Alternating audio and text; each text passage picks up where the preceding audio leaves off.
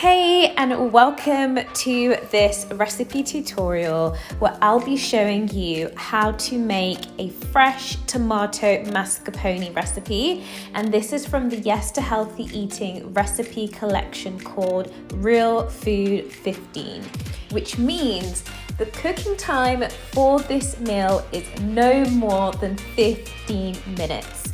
This recipe is especially being shared at this time because the most recent episode of Seeds of Health was about how to get stronger, whiter, healthier teeth.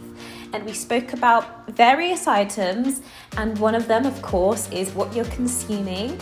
And this recipe will have a very good source of calcium, which will be contributing to you getting that lovely, healthy smile that you may be reaching for or maintaining.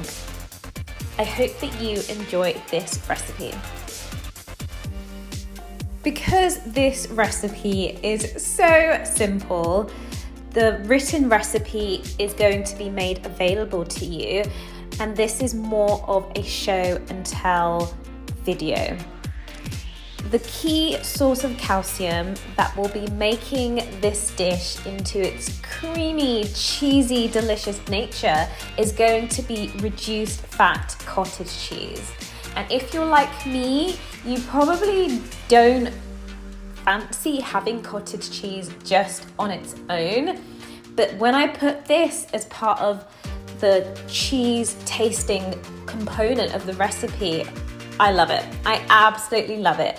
And it tends to be that way for me when it comes to cottage cheese, mixing it in with something so it doesn't look like cottage cheese and I'm getting all the nutrients that it has for me.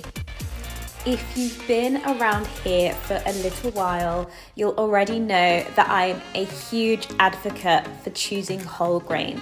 So what we have here is whole grain penne pasta.